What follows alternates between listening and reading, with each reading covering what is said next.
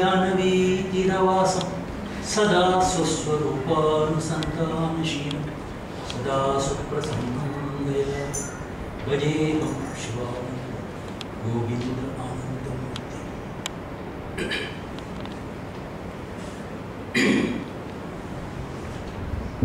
Hari Om. Today is the most auspicious day of Swami Maha Samadhi. The evolution of an ordinary man into becoming a God man. Swami Sivananda's life, as all of you know, should know, is a life one which has to be thought of, because there's so many contrasts in his life. If you look at his life from the very beginning, from South India, Pathamade, where he was born, September 8th, 1887. That was his birthday. And becoming a medical doctor and then coming and serving in Malaysia. Even during that period, if you see, he had written many journals, many contributions, anything towards spiritual upliftment of man. So, from the very beginning, he knew what he was doing. Unlike us, we don't have a goal in mind until a certain period of our lives. But in his life, if you see, it seems that he had a goal, a mission in life. Or if you read his works or listen to his disciples, you will find all of them have benefited in the way of spirituality, definitely, and also materially. The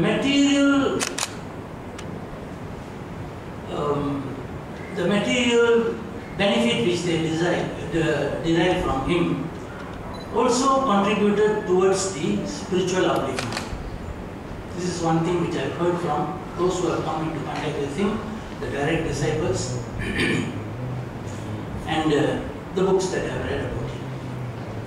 So, for him, nothing was not in the ambit of God. That means nothing was out of God. Everything was in God. Seemingly, it seemed that he was a monk, that he was a renunciate. He gave up his worldly life of being a doctor and things like that. But then even after he becoming a Swami in Rishikesh, he contributed towards the medical profession. He had written many books about medicine, about herbal medicine, about Siddha Vaidya, things like that. So many things he has given. He had not renounced it as such. There were Swamis in other sects and all that, who have, once they have become a monk, they have given up the doctor's profession. They don't want to do it ever again. But not Swami Sivananda. He was, you know, that he started the eye hospital in Rishikesh, and then he was instrumental in starting many Yoga Vedanta forest academies and even yoga centers and things like that. So, for him, nothing mattered actually in that way, because for him, everything was God's contribution, regardless of the fact whether it was spiritual or material, although he used such terms, but for him there was no difference. That's what I find. So, from that standpoint, you will find that he is very unique. So I'm going to put some of the uniqueness in Swami Sivananda in comparison to other saints. One is his one of the greatest qualities was his broad-mindedness. He did not mind who you are, what you are, rich or poor, what faith you belong to. Nothing mattered to him. From what I understand, Swami Vivekananda was very broad in his concept. But if you look at Swami Sivananda, like for example, singing the songs in English, whenever singing his English songs, Many of his English songs. In the Kirtan, the 1880s, these Hare Rama, if they are not a noble mission, then eating, sleeping and drinking. These kind of songs, plenty of songs. People were feeling Orthodox Hindu monk, how can he sing in English? But it didn't matter to him. He sang. Swami Vivekananda spoke in English, the great Hindu scriptures. But Swami Sivananda, in addition to that, he sang many songs, composed many songs. And that was one of his greatness that really touched me. And other than that, mentioning other faiths, bringing Allah, Prophet Muhammad, Christ, you name it, Zoroaster, so many things, all the great saints. He was like a big, how do you call that, you know, they put all the fruits together and mix it up in milk and all that, what do you call that? Some sort of a thing, cocktail. All, such a cocktail he was. You know, putting all the succulent fruits there and then giving it to you in one piece. That was Swami Sivananda. So on this most auspicious day, the 49th year of Samadhi, 49 years of Samadhi. And every year it's being celebrated, it's being observed rather. Can't use the word celebrate because it's observation. For example, Ramakrishna Mission and all, they don't observe the Samadhis of the Ramakrishna or Vivekananda or Sharadama, any other saints. For the simple reason, they feel they are living forever. So they don't observe that.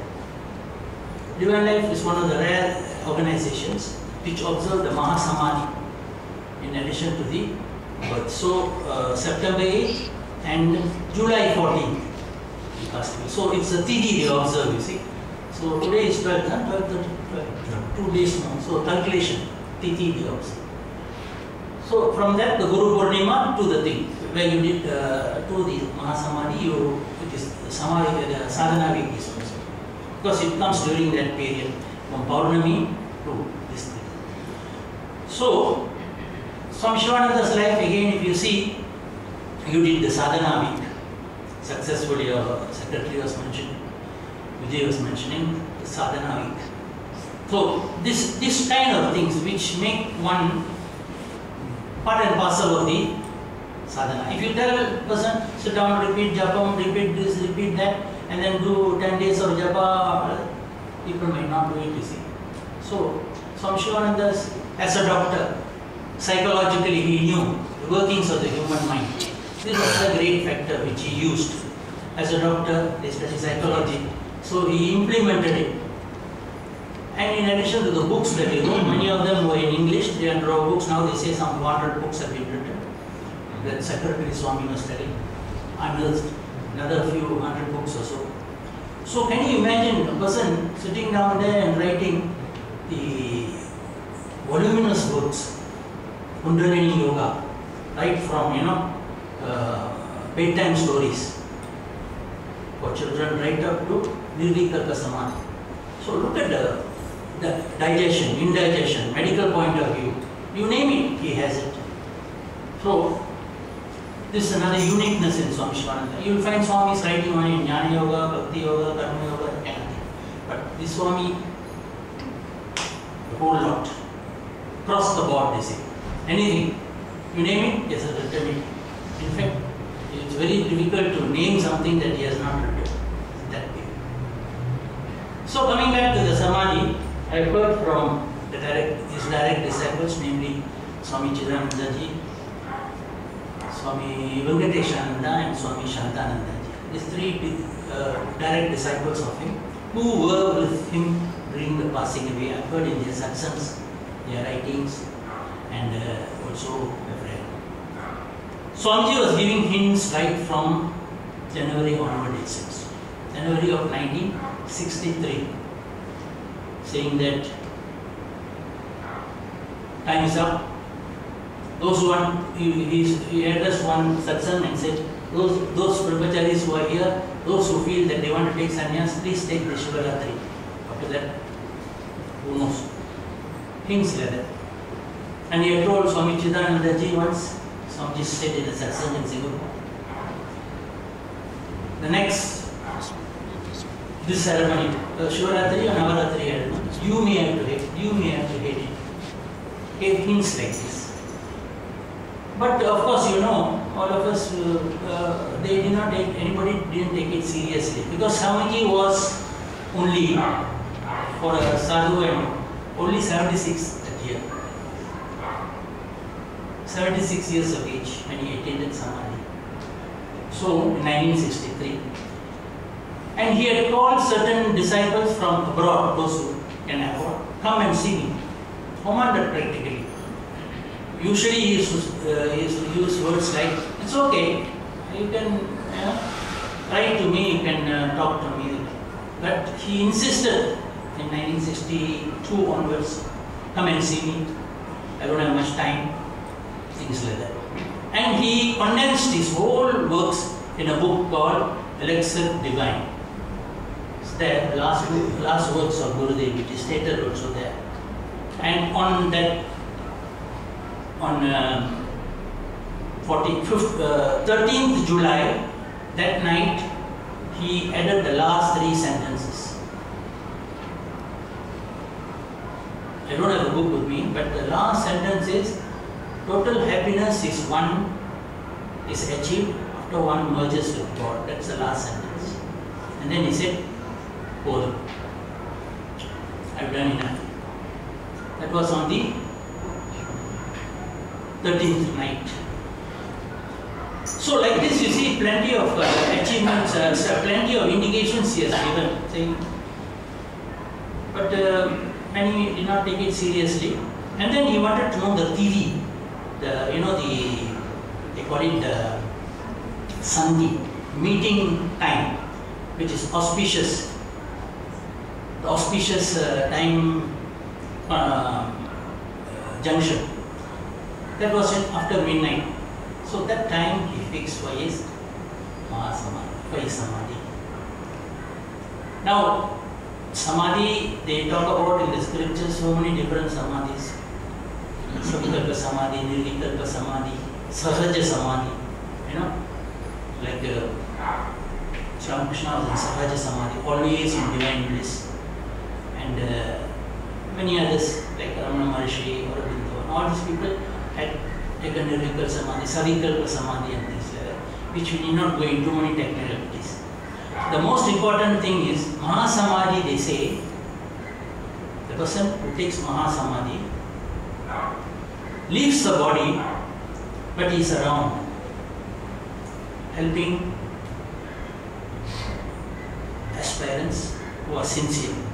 Until each and every one is liberated, then only he liberates himself. He does not become one with God. Now these are things that we can only talk about. We can't understand much about these things. But this is what the scriptural injunctions are. So, Gurudev has given so much. Each one of his books, as I have said many times, are a treasure. It's a treasure as such. And book on sadhana. How many, what sadhana you want? Everything is there. And given in simple, humble words. One of his greatest teaching is the universal prayer. Just go through the prayers, whether in English or Tamil or whatever it is. All Vedic roots. Sum and substance of the whole heaven is there. Let me behold thee in all names and forms. See, this is the final understanding. Let me behold thee and serve thee in all names and forms. What a great statement. So, each statement, if you take from the universal prayer, it is such a fantastic thing. It's culled from the Upanishads, the Vedas, and Swamiji has simply taken the essence of the scriptures and given to us in a nutshell. Easy. So easy that we take it for granted. You know? That was Swami Sivananda. Raja Yoga, Karma Yoga, Jnana Yoga, Bhakti Yoga, Bhakti Yoga, even the 21 yogas he mentions all over the place. If you see, all of it has made has been made simple. And he understands our problems because he lived with us. And he knows no high philosophy. But if you want high philosophy, also it is there, like the principle of Upanishads and things. If you don't want the high principles, the lowest sort of simplicity, it's his works. You take any of his works, it is there. And if you have no time for any of these things, no, I have no time for all this. Be good, do good. Sum and substance of all religion. Somewhere he says, be good, do good. And he tells one of the disciples, maybe it should be kind also. Be good, be kind, do good. See? Very humorous Swami. I heard from his disciples, such humor, no seriousness, serious but humorous. Religion doesn't mean sitting down there, the castor oil face, no, no ism. Not ism, Like some of us pray, this one cannot do, that one cannot do, this one cannot do. Ism was his method. Do it with love. Do it with a kind heart. Always understand that you are doing it for the sake. Don't do it for the sake of doing it for the do it for the sake of doing it in a godly spirit. Everything will be added on to thee. So this kind of things, if you look in Swami Sivananda's life, plenty of these things are there that you can acquire and make it in our life, make it part and parcel of us, and it will be a wonderful life for us. So this is the great day of Maha Samadhi. What is there to talk about? He is there guiding us. We are all there. And I always tell, he is the seer of Yoga because he lived here. I told even Swami Ramakrishnan, we have a seer, we have a saint of Yoga. That is Swami Sivananda. He lived here. Maybe he sat and meditated here. Who knows? They said today the ashram has come up. Isn't that a possibility? Wherever his name is uttered, he used to walk around, he says. Great walk, walk in the palace and all that, he planted vilva trees and all. I heard from Swami Sivananda for his sadhana. And he was staying near the Automation Bank. So, when such things are there, so we all we should be very, very grateful, that we have such a great person guiding us. Serve, love, give, purify, meditate, realize. Just if you simply tell mercy, salutation, concentration thing, it doesn't mean anything. Look into each, serve. Just simply serve, karma yoga. Love, bhakti yoga. Give, karma yoga. Purify, process of all this, result. Meditate, raja yoga. So give, purify, meditate and realize. Sum and substance. But whatever he writes, finally, self-realization. So waste, he says. That many saints have said. So even definition between God realization and self-realization, one book is it.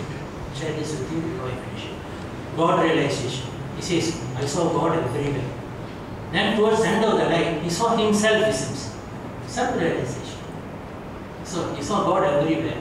He's Murali. He was a great Krishna devotee, There's Murali statue. Even on the day of his passing away, since he did Arati. Can you imagine a jnani like him? You thought, great people should not do, they realize God. No. He asked for Arati and did Arati for that Krishna itself. The image is there in his room. Photo. That night, took a glass of Ganges water, then no more. They wanted to give it from his filtered water. He said, no, I want directly from the Ganges. Drank a glass of water. I take it. Sat down on the bed, meditated, repeated Om thrice, and then merged with the divine. That is the Maha Samadhi. And after that, you see, maybe July 14th, 1963, he was from Rishikesh blessing everybody. After when he gave up his mortal coil, he is everywhere, he is without a body. All you know, he might be present here. He is definitely. So, like that, if you look around, if you keep these things in mind, then you'll understand the greatness of Guru. Just like all Gurus, if those who surrender to them, they say, we will be there for you. They say of the Buddha, when he wanted to merge with God, he said no. Until every one of them attain God, I don't want to. Buddha, the compassion. After 2500 years, still Buddha is revered everywhere. So he said, no, I don't want to. People are simply rotting. They think they are wild goose chase, all chasing the wrong thing. So until they come to this, I want to be around and I'll help people. So he didn't merge with God as such. So like that, Gurudev also took Maha Samadhi in order that he can be around. He is around, he is helping us. We are sincerely asking spirituality. But the great thing will be, he will not, he will give us what is necessary. He knows from his standpoint that we are not matured enough to ask what should be asked. Like in the life of Ramakrishna, there is an incident. Mathur Babu was maintaining him for nearly 20 years. Asked, make me the wealthiest man in Calcutta and leave me, and I should live as long as I want. Krishna said, no. This man believed because he saw in Ramakrishna Shiva and Kali. So he knew that this person is a very great person. No, I can't do it, he said. I can bless you, but I'll bless you only towards God. If I give you what you want, you will go away from God. I have not come here for that. I cannot do it. That means living for as long as he wants and becoming the richest man in Calcutta. So he said, no, it will take you away from God. So the wife also, then what this man did, he cut off all the supply and all that. They are giving him food and all, the priest. He became sick, the wife also got very annoyed with him, and then one day told him, my husband asked, you did not give what he wanted. He said, had I given, you will be the first casualty. He would have thrown you out of the house and taken a younger wife. So, you see, they know what they are doing. Enough is there for you. You want to be the richest man in Calcutta and live as long as you want. These kind of things will take you away from God. So, the great ones, they know. They can read our mind, they can understand us. By one look at us, they say they can know our past lives and our future life. Like Krishna says, looked at Arjuna and then looking at the back. So Arjuna asks, what are you looking? He said, I'm looking at all your past lives and your future lives. You know only this, that also you do not know for sure what your life is. Present life also you don't know what it is. Anna vicharam, enna solvaanga, adhiye vicharam. Adu odinjittal swarna vicharam. We are like that. Eat and sleep and drink, and so Swamiji sings, eating, sleeping, drinking, that's all. So like that, that's the great thing about Swami Sivananda. I can go on and on talking, but you all know about it. You have heard many times from Swamiji's and things like that. Okay, time's up. So unless you have any doubts, questions about this, then I can tell you. If no, leave it to the president. Any questions? Any questions? Okay, all enlightened.